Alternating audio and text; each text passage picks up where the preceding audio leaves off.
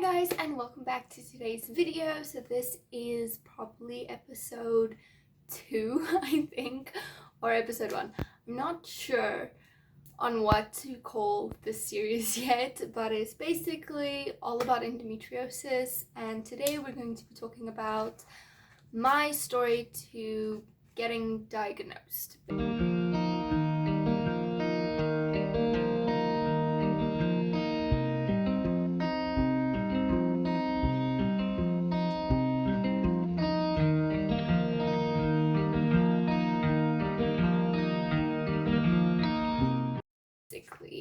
I've got my notes, and I will say while writing them down I got very emotional and cried a lot because it just like triggered me in so many different ways, and I realized how many of the things were connected, and it kind of scared me a little bit. So I just want to remind everyone, please be kind in the comments, and to anyone who might want to share their story in the comments, please be respectful and kind. I will be going through and deleting any negative comments because I really want this to be a safe space, a community where we can all come together and share our experiences. And then secondly, just a bit of a disclaimer, I'm not a medical professional, I am not a doctor. I am just sharing this from my perspective and what I have gone through, and if I make a few mistakes medically wise, I am sorry. I'm just taking it from my perspective and kind of what I've heard or from people telling me and things like that. So it's very much a me perspective, my story. I'm not a medical professional, and if you guys feel like you might have endometriosis, please go see a doctor and get someone that you trust and that will listen to you ASAP. So don't delay the process. If you think you might have it and you're only like 14, you're like, ugh, I still have, just go. And trust me, because it's a very long process of getting diagnosed, which is very, very sad. So then just lastly, I want to, on a bit more of a serious note, there might be some trigger warnings. I am telling my story, and there are a few things that I went through that is linked to my endometriosis story. So there is eating disorders, there is depression, there is self-harm, there is anorexia and bulimia. There is a lot in my story that is linked to my endometriosis. So I didn't want to just leave it out because it is a big part of things that happened and reasons why things didn't work out. So I wanted to include it. But if it is a major trigger warning to you, I will do my best to leave timestamps in the description so that if you need to, you can skip those parts. I tried to like keep it all into one bubble, so like everything into one section, because it was like one section of my life. So if you need to skip over that, please put your own mental health before anything else. If it is going to be a trigger to you, please skip it. I want to be as respectful as possible, and I am really trying to be as sensitive as possible, and I'm not going to go into too much detail at all. I am just going to be telling my story, the very basics of it. But if you feel like it is going to be a struggle for you and it is going to be a trigger, please skip over it. Thanks. Okay, so first of all, let's grab some coffee, get somewhere cozy. I thought I'd do it in the bedroom, just like a nice, where I spend most of my time with endometriosis. So why not film the video here? I spend most of my time in bed. So grab a cup of coffee. I made a really strong one. It's almost half done. So yeah, grab a cup of coffee and let's get to chatting. Okay. Sorry if I do look down at my notes. I just don't want to miss anything. So just know that if I'm looking down, it is at my at my notes. I want to start at the very, very beginning. Obviously, when I had my first period, I got mine pretty late, I would say, compared to most of my friends. I would even argue that I got mine only in like 7th or 8th grade. I was maybe like 14 years old, 15 years old. A lot of my friends got theirs between 11 and 13. I was a late bloomer, but I was told it's mostly because of my weight, which we'll get into that.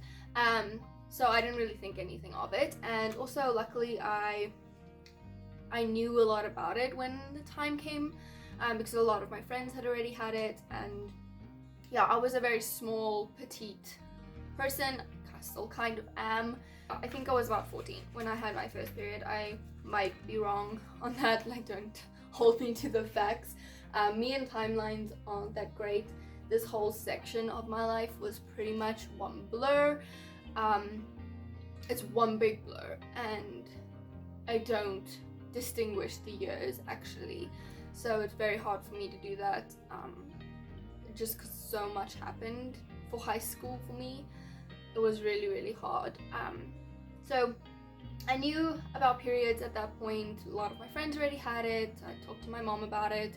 I knew that they were painful. I knew it was different for everyone. I knew there was like going to be some variance, and it's not going to be like exactly the same. So when my first year of having my period was kind of spotty, it was very irregular, it was very light, sometimes very heavy, like it was all over the place, and I was like, okay, my body's just like adjusting. It's my first year having my period. It is extremely painful when I do have it, but maybe it's because it's so irregular that it skips a few months and then like everything is combined and it's like all the pain all at once. So I didn't really think much about it, and when I spoke to doctors, they're like, it's about your weight, which we'll get there. They say because if you're underweight, then your body won't ovulate, and then you don't have a period and things like that. Or that's at least what I was told. I was told that your period hits when you reach a certain weight and age and everything, and if you fluctuate from that weight, then it can affect your period.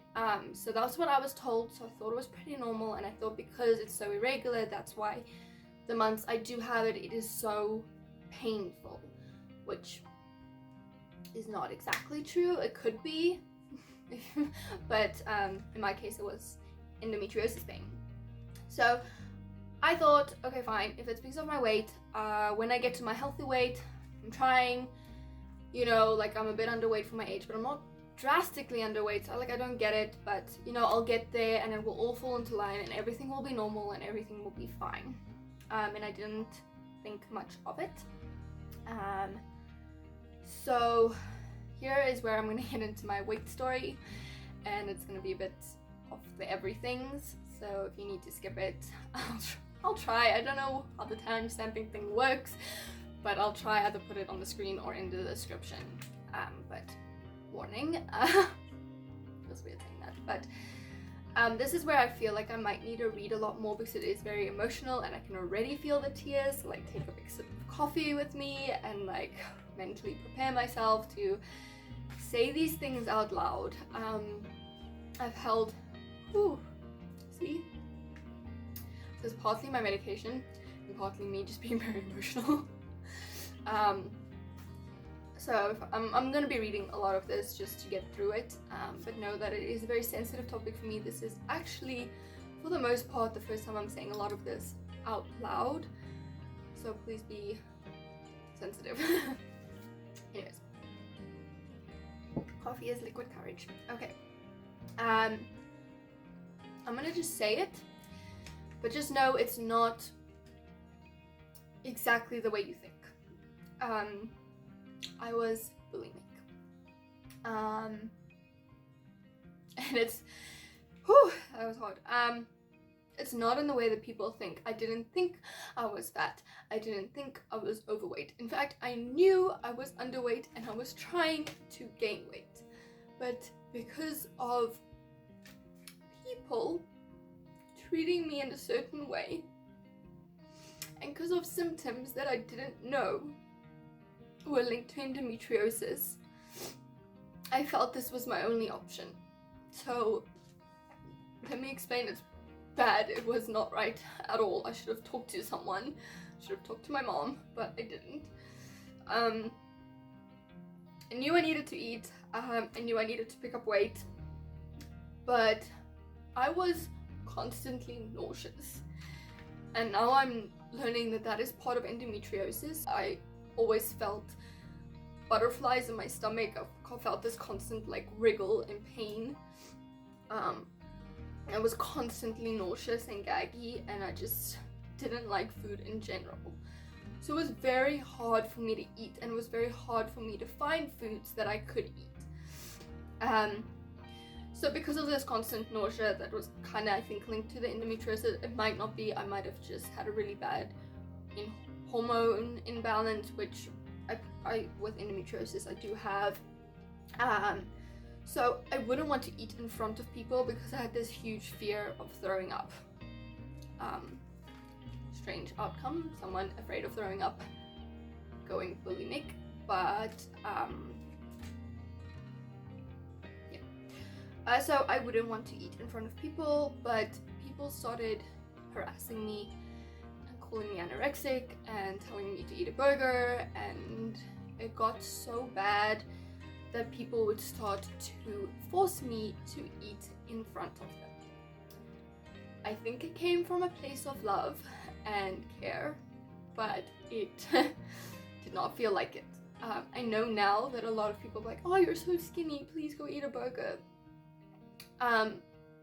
I get where you're coming from, but it does not help. I get that you're saying it out of love, but it does not help. And even now, please just don't say that to me or to anyone. Do it in healthy, encouraging ways, and don't make them feel worse. I was already struggling to pick up weight, and I was really doing everything I could. And then people started force feeding me, sitting there, watching me eat, making sure I ate everything. And it was hard. I'm tiny. I found out that I can eat little bits throughout the entire day to get my food in, right? Little bits constantly. But sitting down and eating one big meal, still, I can't do it. It makes me so sick. So they would make me sit down and eat an entire burger and fries and salad and whatever, thinking that they're helping. But it made me so sick. And not only that, eating foods hurt. My stomach would hurt. Now, due to endometriosis, I've learned that certain foods cause inflammatory and certain foods cause pain. I now know which foods cause me pain, and like I can avoid them as much as possible. But I didn't know that, so I would eat a beef burger with chips, and that is the worst thing I could eat because of the bread causing me to swell up and the meat causing extreme pain. But people would sit there and they would watch me eat and they would force me to eat. So because I knew this pain, which is that I didn't know, I didn't think that this pain could be something else. I just knew when I ate, I felt pain and I didn't want to eat, and I didn't want to eat things that caused me pain, and I didn't want to throw up in front of people because I'm so nauseous all the time. But because people started force feeding me basically, I went to the bathroom and I threw it all up because I didn't want to disappoint them. People were so worried that I wasn't gaining weight, and people were so worried about me that they were buying me food and making me eat. And I didn't want to disappoint anyone, so I would be force-fed or being watched as I ate, and then I would go get sick. And this is two parts, partly because I already felt nauseous, so it was very easy to throw up because I felt nauseous already, and partly so that I wouldn't feel the pain later. It was those two parts. I would already be so nauseous and the food already made me so sick, so it was kind of easy to throw up, and then partly because I didn't want to feel the pain that I knew would come in an hour. So I would go throw up, eat a mint, smile, like thanks so much for food. And this went on until I think I was about 17 or 18. I don't think it was until 19. Timeline wise it might have been. I'm really bad at knowing which ages I did things. I didn't take notes as I was going through this, so I apologize if it's maybe a bit off, but I think it was about 18 that I carried on doing this. And this is the second part, is during this time I also struggled with depression, and I wrote here and yes, and then I was gonna write something, and then I was like, oh my gosh, everything is linked to endometriosis. This is when everything hit me. I was like, everything was linked. Everything, even my depression, was linked to not knowing what I had or what I was actually going through.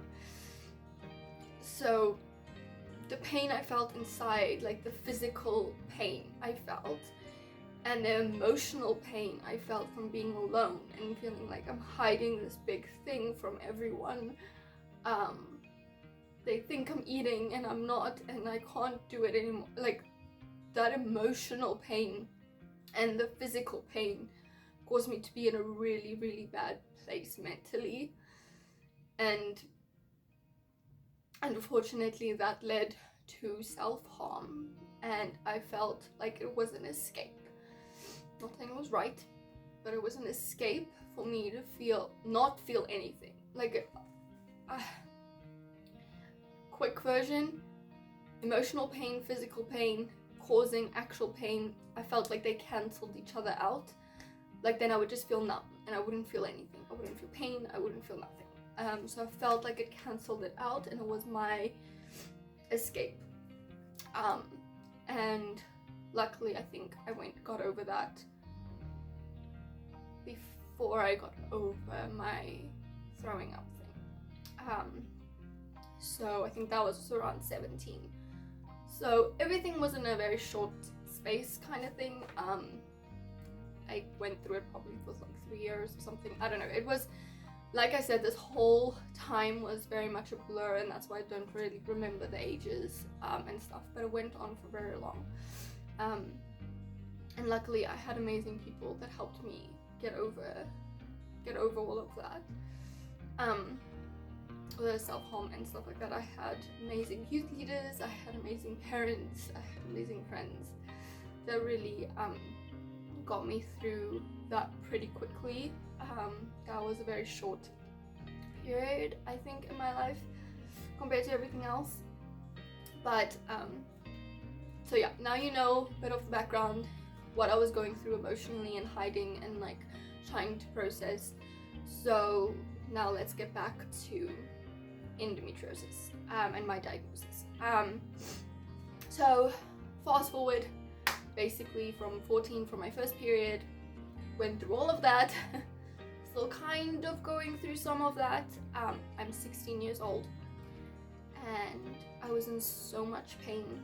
I would faint, pass out, I would feel blackout nausea, and I could not feel my legs on certain days. Like, I would lean back, try and get up and be like, I can't move my lower part of my body, it's aching, it hurts so much. Those pain days were just really bad. I would miss school and everything, and it just got to the point, so my mom took me to a doctor, and once or twice I think I ended up in hospital on like a drip for pain, or I got pain medication from the doctor or something like that. And they didn't really believe that it was that much of a pain. They thought, like, look, it is a period pain, you just have a low pain tolerance, which now I know I have an extremely high pain tolerance from endometriosis warrior. But like, oh, it's not that bad, you're exaggerating. Like, and to preface this, my mom never said those things to me. It was the doctors and stuff. Like, my mom always believed when I said it's really painful and it's not okay. She believed me and she tried to help me as much as she could, but obviously all she could really do is take me to a doctor. If a doctor tells me I'm over exaggerating, then there wasn't much that she could do except like get me the pain medication and support me when I said I couldn't go to school, or support me when I said I was really sore and help me. So yeah, my mom was amazing.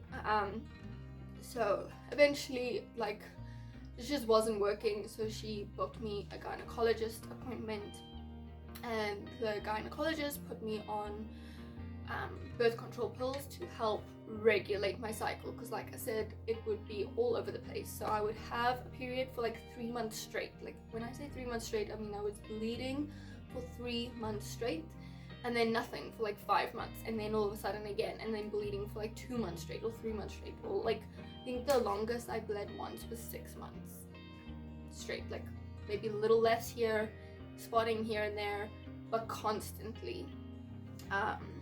So I went on a pill to regulate that, but the pain just got worse and worse and worse. So yes, I was kind of regulated in the sense that I would have a period and then she'd tell me to skip one. So like, I had one month, skip one month, had one, and then other times I would have them like every month.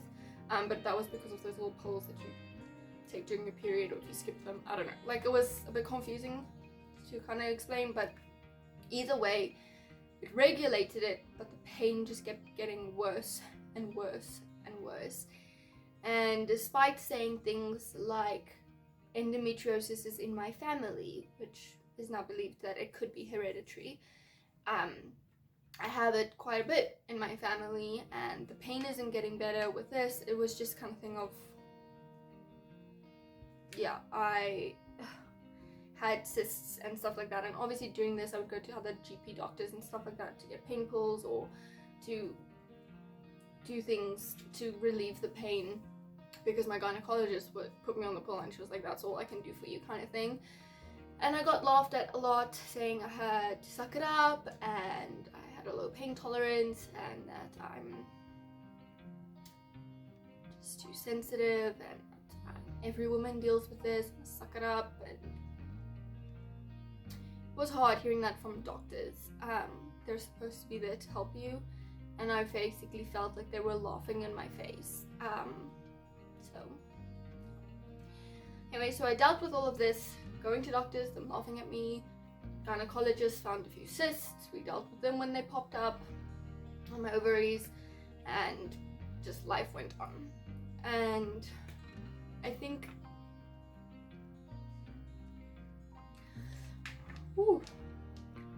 my life drastically turned around when I started dating Taygen, which, if you don't know, is my husband. Pop a picture up over here. When I started dating him, and he's my best friend in the entire world, and I don't even think he knew everything, but he knew a lot of what I was going through. The depression, the self-harm, the everything. He knew me a lot better, and he always supported me. But when we started dating, somehow I stopped. Maybe it was a bit before we were dating, when we were very, very close, but it's like that merge line. I somehow was able to stop being bulimic. So I guess in that way I felt safe. And because I felt safe, I felt like I didn't need to do the other thing anymore, because I was with someone that made me feel safe and would make me almost stand up for myself and be like, no, I'm not hungry, I'm not going to eat that right now. If someone happened to make me something to eat, and I could more easily brush off the comments of like, oh, you're so skinny, please go eat something, because I could vent to him and talk to him about it. So I felt very safe, and I overcame a lot. So fast forward, I'm 20, I am recovered from self-harm, recovered from my eating disorder, sort of. Like, I'm still struggling with food, but I'm a lot better. It's like so emotional. Anyways, fast forward, I'm 20 years old, Taygen is in Canada, I'm in South Africa, thousands of kilometers away, and he's still able to support me and encourage me and be there for me. And I was in so much pain one day that he was like, please go see a doctor. And I was like, I know what they're gonna say. They're gonna laugh at me and give me a pain pill and send me home. So why can't I just go and buy my own pain pill and then avoid the humiliation, right? Because at this point, no one's believing me anyway, so why should I go through it? And it took a lot for him to encourage me to go, because it was literally a whole week where I couldn't move and I couldn't breathe and I was in so much pain that he was like, you're going now. Even if they just give you a drip or a pain pill or whatever, it will be stronger than the one that you can buy yourself. So just suck it up and go. Okay. It was very sweet and he did not tell me to suck it up and go, but looking back, it was like kind of like a push to go to the doctor. So I made a doctor's appointment, and all of the other doctors at the offices were like not there. Like, I don't know if they had other things, or I don't know if they were sick, I can't remember, but none of my regular doctors were there. But they're like, there is a locum doctor that can see you, so it's like a substitute doctor. And I was like, okay, cool, like someone new that hasn't heard my whole spiel yet, maybe they'll go easy on me. And it was such a godsend. This doctor, he listened to everything I said. And he's like, I think it could be 3 things. And I was like, oh, okay, let me also just mention that endometriosis is in my family. And I've been suspecting it, but I don't know what to do because everyone tells me that no, it's not. And he's like, scratch my 3 theories, you have endometriosis. Now that you've said that, like, scratch everything else, we're going for this one and we're gonna figure it out. So he sent me to an amazing gynecologist who also listened. And that's why I said in the beginning, like, find a doctor, and if one isn't listening, scratch that, like, leave them, find someone new. If you have to go through 20 doctors in 1 month just to get someone to listen to you, it is worth it. Because as soon as I felt heard, and as soon as she listened to me, I think I was scheduled for my laparoscopy operation 1 month later. Like, in 1 month, I was able to be diagnosed, have my laparoscopy, have the like scraping to remove as much of the endometriosis as possible, go on a treatment plan, and feel like a human. I think I'll go into my like surgery story in another video, because I think this one is already so long. I've been like yapping on for like half an hour. So there's a lot said in there, and I'm okay now. I mean, endometriosis is still there. It is still chronic pain. I have good days, I have bad days. 5 years post-op. Now, I still have really, really bad endometriosis days. Major life changes also aggravated it a bit, so I'm in a bit more pain than I used to be, like, say, last year. But I am doing really, really well, and writing it down and seeing how everything in my youth, not knowing that I had endometriosis, caused so many other traumatic issues in my life. Struggles that I still have to deal with now. Those trigger warnings. That I possibly could have avoided if I just had someone listen to me and had someone to turn to that knew what I was talking about, someone that had all these endometriosis, someone with similar symptoms and stories. If I had someone's video to watch, I could have maybe avoided it. And that's why I wanted to make this mini series and talk about my endometriosis. And even though how that was really hard to say out loud, I'm glad I did, and I really hope that it encourages some of you, and that even though it took me 5 years to find a doctor that would listen to me, don't give up. Find a doctor that will listen to you, find someone that you trust and that will support you, and don't be afraid to open up to family. They might surprise you in the way that they can support you. I wish I opened up earlier, and I wish I talked about this more. But yeah, that is my endometriosis story. Sorry for getting so emotional. Hopefully it helped you in a little way, and even if you're not suffering from endometriosis, but you might know someone that's suffering from endometriosis and you just kind of wanted a general story to know what it's all about, just be there for them, support them, ask them what they might need. It is a very confusing time, and my endometriosis caused so many other issues, and I ended up focusing on those issues. Like, I needed to fix this and I needed to fix that I completely neglected my own body, which was endometriosis, and neglected to deal with that until I was in my 20s. So I spent my entire teenage years dealing with extreme pain and going through thinking, I just need to deal with it and suck it up because this is normal.